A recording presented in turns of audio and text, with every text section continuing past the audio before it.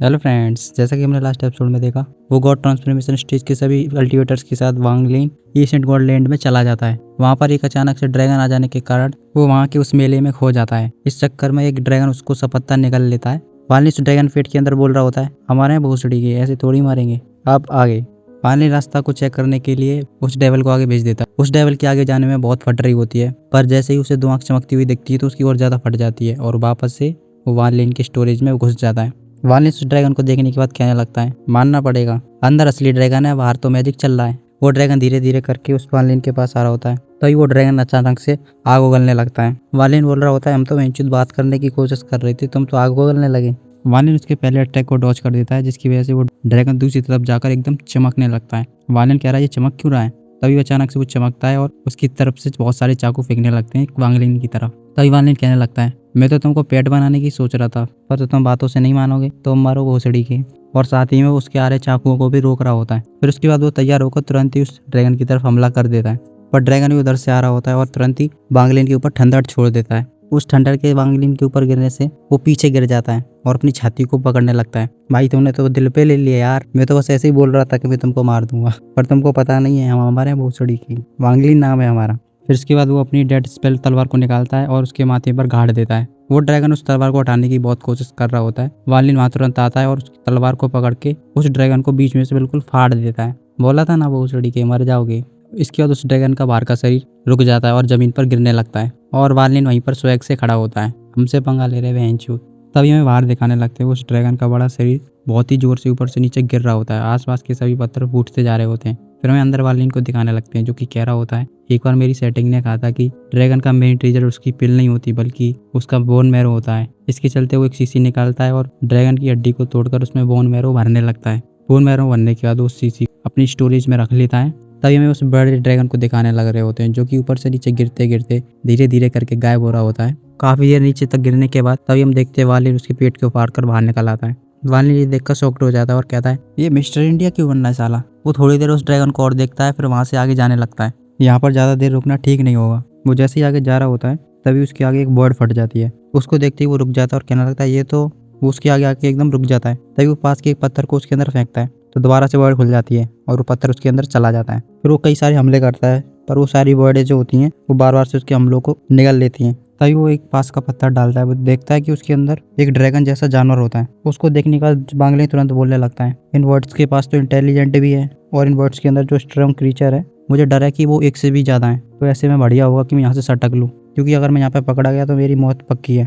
फिर उसके बाद वो कई सारे पत्थरों को अपने पास ले लेता है और उन पत्थरों को अपने आगे लेके चल रहा होता है। जैसे ही कोई बर्ड आती वो बर्ड उन पत्थरों को निगल देती। इस तरह से वालिन काफी देर तक बच बच कर जा रहा होता है, पर वो देखता है कि उसकी ये ट्रिक धीरे धीरे करके खराब होने लगती है, क्योंकि वहाँ की बर्डें कुछ ज्यादा बड़ी बड़ी होने लग जाती हैं। तभी वो बहुत सारे पत्थरों को इकट्ठा करता है और उनको चारों तरफ फेंकने लगता है, पर वे बर्ड सभी पत्थरों को निगलती जा रही थी। एक बार तो वालिन को भी निकलने वाली होती है, तभी वालिन अंदर एक तलवार बनाकर उस पर लात मारकर बाहर आ जाता है और उस बर्ड से बच जाता है। वालिन दोबारा से अपनी पावर का यूज करता है और उन बर्ड्स से बच के ऐसे ही जाता रहता है और ऐसा करते करते उसे काफी समय हो जाता है। एक बार तो वो सीधे जा रहा होता है और उस वर्ड के अंदर घुस जाता है। तभी वो हेवनली पल का यूज करके उस वर्ड से भी बच जाता है और ऐसे करते करते उसे काफी दिन बीत जाते हैं।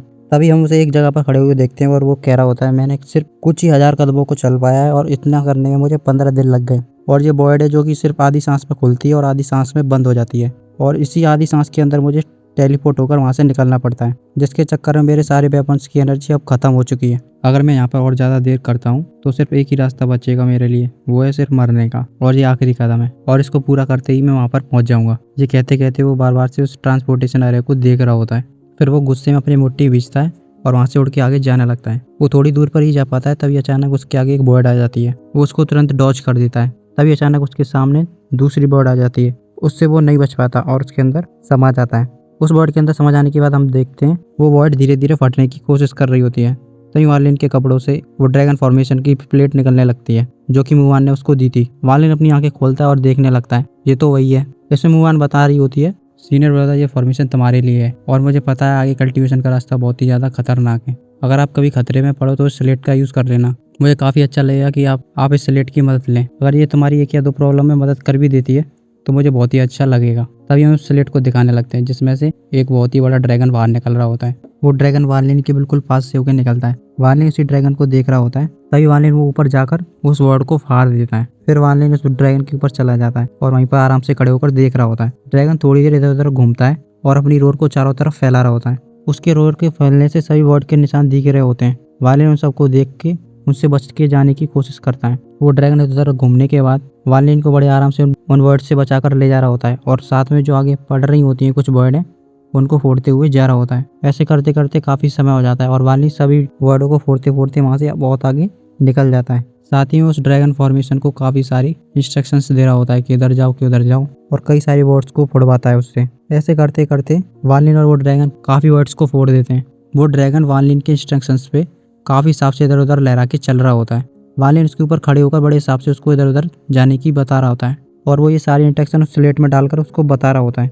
आखिर में वार्लिन उस ट्रांसपोर्टेशन अरे के सामने आ जाता है और उस ड्रैगन से ऊपर से नीचे उतर आता है और वो ड्रैगन धीरे धीरे करके उसी स्लेट में वापस चले जाता है। वार्लिन बड़े ध्यान से उस स्लेट को देख रहा होता है और बड़े ही आराम से धन्यवाद कहता है। सब लोगों को पता पड़ ही गया होगा वो धन्यवाद आकर किससे कह रहा था। हाँ, वो मुंह से ही कह रहा था। फिर उस स्लेट को अपनी स्टोरेज बैग में रखने के बाद वो आगे जाने लगता है।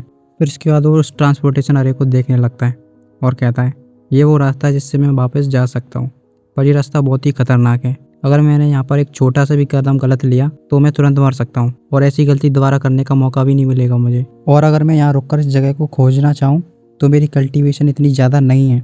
मेरी कल्टीवेशन के लेवल के हिसाब से बहुत ही ज़्यादा गैप है जिसको सोच पाना ही बहुत मुश्किल हो सकता है। अगर मैं यहाँ पर ज़्यादा देर और रुकूंगा तो मेरे लिए और ज़्यादा खतरे आ सकते हैं, इसलिए मुझे यहाँ से बहुत ही जल्द निकलना होगा, नहीं तो क्या पता मैं कब यहाँ पर मर जाऊँ। और अगर ऐसा हुआ तो मेरी अस्थियाँ भी किसी को नहीं मिलेगी।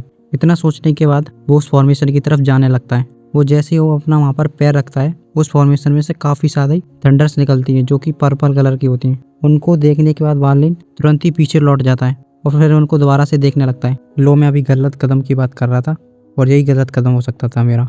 उसके बाद वो उस फॉर्मेशन को बड़े ध्यान से देखने लगता है और उस पर बड़े छेदों को देखकर बोलने लगता है ये formation high spiritual quality stone से ही खुलेगा, जो उसी फॉर्मेशन की तरह है जिस फॉर्मेशन से वार्लिन पहले यहाँ पर आया था। फिर वो अपने स्पेस बैग में से 4 स्पिरिट स्टोन्स को निकालता है और उस फॉर्मेशन की तरफ कर देता है। वो चारों स्पिरिट स्टोन उस फॉर्मेशन के छेदों में जाकर लग जाते हैं। उन स्पिरिट स्टोन के लगते ही वो फॉर्मेशन चालू हो जाता है, पर वो फॉर्मेशन थोड़ी देर ही चालू होता है और तुरंत ही बंद हो जाता है। या और ऐसा वो इसलिए होता है क्योंकि वो spirit stone normal spirit stone होते हैं, ना कि हाई क्वालिटी स्पिरिट स्टोन, इसलिए वो फॉर्मेशन थोड़ा चलकर ही रह जाता है।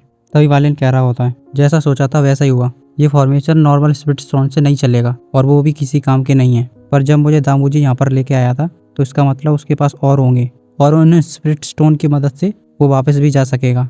इसके बाद वो घूम के तुरंत ही लेवल 1 की गेट की तरफ देखने लगता है और कह रहा होता है ये सब सोचने का कोई भी मतलब नहीं है, अगर ऐसी ही बात है तो मुझे वहाँ पर जाना ही होगा। इसके बाद वार्लिन तुरंत ही उस पत्थर पर अपने पैर पटक कर लेवल 1 गेट के लिए उड़कर जाने लगता है। आज के एपिसोड में बस इतना ही, मिलते हैं अगले एपिसोड में।